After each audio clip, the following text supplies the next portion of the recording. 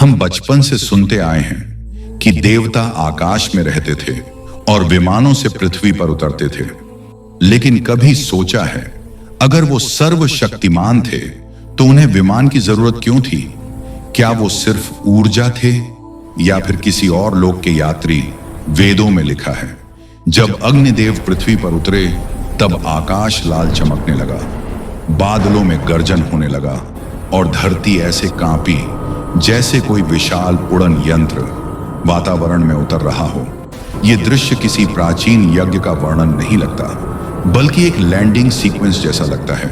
ऋग्वेद, सामवेद, यजुर्वेद, अथर्ववेद सभी में विमान शब्द बार बार आता है और ये विमान अलग अलग आकार के थे, कुछ गोलाकार, कुछ लंबी आकृति वाले और कुछ त्रिकोणीय। आज की मॉडर्न यूएफओ साइटिंग्स इन प्राचीन वर्णनों से कितनी मिलती जुलती हैं। वैमानिक शास्त्र में लिखा है, इन विमानों में 32 रेयर धातुएं थीं, जिनमें से कुछ धातुएं पृथ्वी पर मौजूद ही नहीं हैं, जैसे शकला, रोहिणी, सौम्य और ताम्रिका धातु। वैज्ञानिकों ने जब इन नामों के अर्थ खोजने की कोशिश की तो पाया कि ये नॉर्मल एलिमेंट्स नहीं, बल्कि अलॉयज और इसोटोप्स जैसे लगते हैं, यानी उन्नत धातु विज्ञान। रामायण में पुष्पक विमान सिर्फ उड़ता नहीं था, वो आदेश सुनता था। और सोचो, किसी एंशिएंट ईरा में ऐसी उड़ने वाली मशीन जो मन के निर्देश से चलती हो, कैसे संभव थी? क्या वो मशीन टेलीपैथिक थी या उस युग की तकनीक कॉन्शियसनेस के साथ सिंक्रोनाइज होती थी? महाभारत में लिखा है कि युद्ध के समय आसमान में कई विमान मंडरा रहे थे, कुछ पानी में उतर जाते थे और कुछ बादलों के ऊपर छिप जाते थे। ये वर्णन एयर कॉम्बैट और स्टेल्थ टेक्नोलॉजी जैसा लगता है। और फिर समय का रहस्य, अर्जुन जब इंद्रलोक गए तो वहां समय पृथ्वी से अलग बह रहा था। वहां उनका समय धरती के समय की तुलना में बहुत कम था। मॉडर्न साइंस इसे कहती है टाइम डिलेशन, और ये आइंस्टाइन की खोज के हजारों साल पहले हमारे ग्रंथों में लिखा था। क्या ये सभी बातें एक संयोग हैं या हमारे पूर्वज कुछ ऐसा देख चुके थे जो आज हम मॉडर्न टेक्नोलॉजी के साथ समझने की कोशिश कर रहे हैं?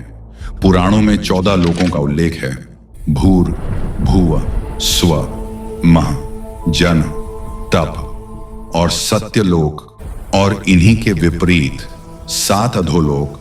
मॉडर्न साइंस कहती है यूनिवर्स में मल्टीवर्स हो सकता है, पैरेलल डायमेंशंस हो सकते हैं। तो क्या ये लोक वास्तव में भौगोलिक स्थान थे या डायमेंशनल गेटवेज? कुछ लोग कहते हैं देवता एनर्जी बीइंग्स थे, लेकिन अगर वो सिर्फ ऊर्जा थे तो उनके अस्त्र ऊर्जा आधारित क्यों थे? नारायण अस्त्र चलता था तो उससे हजारों अग्नि गोलाएं आकाश में प्रकट होती थीं, और अगर कोई विरोध करता तो वो अस्त्र और शक्तिशाली हो जाता। यह डिस्क्रिप्शन आज की आर्टिफिशियल इंटेलिजेंस आधारित स्मार्ट वेपन सिस्टम जैसा लगता है। ब्रह्मास्त्र का वर्णन पढ़ो, जब वह छोड़ा गया तब आसमान लाल हो गया, वातावरण विषैला हो गया, पक्षी गिर गए, नदियां सूख गईं, गर्भवती महिलाएं और बच्चे खो बैठी और भूमि पर एक राख की परत जम गई।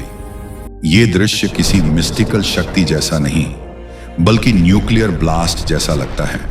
और फिर प्रश्न उठता है, अगर ये सब वास्तविक था तो ये टेक्नोलॉजी कहां गई, क्यों खो गई? वेदों में लिखा है, जब मानवता अहंकार में डूब गई तब ज्ञान छिपा दिया गया और दिव्य यात्री अपने लोक वापस लौट गए। रामायण के अंत में जब राम पृथ्वी छोड़ने लगे तो कई ग्रंथों में लिखा है कि आकाश में एक तेजस्वी वाहन उतरा और राम उस वाहन में बैठकर पृथ्वी से विदा हुए। क्या यह मोक्ष था या departure of an advanced being? Mahabharata के अंत में कृष्ण ने कहा, जब समय सही होगा, जब मानवता सत्य को स्वीकारने योग्य होगी, तब मैं लौटूंगा। क्या यह स्पिरिचुअल प्रोफेसी थी या एक रिटर्न प्रोग्राम? सोचो, हमारी आधुनिक दुनिया जब space travel, artificial intelligence, quantum physics और प्लाज्मा वेपन्स बना रही है, तब हमें एहसास हो रहा है कि हम उस ज्ञान के करीब पहुंच रहे हैं जो कभी हमारे पूर्वजों के पास था। रामायण, महाभारत, वेद, उपनिषद, ये सिर्फ धार्मिक पुस्तकें नहीं, ये शायद उस सिविलाइजेशन का रिकॉर्ड है जिसने सितारों के बीच यात्रा की, डायमेंशंस के द्वार खोले और ऐसी तकनीकें इस्तेमाल की जिन्हें हम आज असंभव मानते हैं। तो अब उत्तर स्पष्ट है, देवता सिर्फ भगवान नहीं थे, वो एडवांस्ड कॉस्मिक बीइंग्स थे जो इस पृथ्वी पर आए, मानव सभ्यता को दिशा दी, ज्ञान दिया, विज्ञान दिया और फिर चले गए। लेकिन कहानी यहीं खत्म नहीं होती, क्योंकि विश्व भर में पिरामिड्स, स्टोन सर्कल्स, एंशिएंट रून्स और केव पेंटिंग्स आज भी एक ही दिशा में इशारा करते हैं, एक वादा, एक संकेत, एक संदेश। जब मानवता सत्य के करीब पहुंचेगी, जब भय ज्ञान में बदल जाएगा, तब वे लौट आएंगे। शायद वो अभी भी देख रहे हैं, बस समय सही होना बाकी है।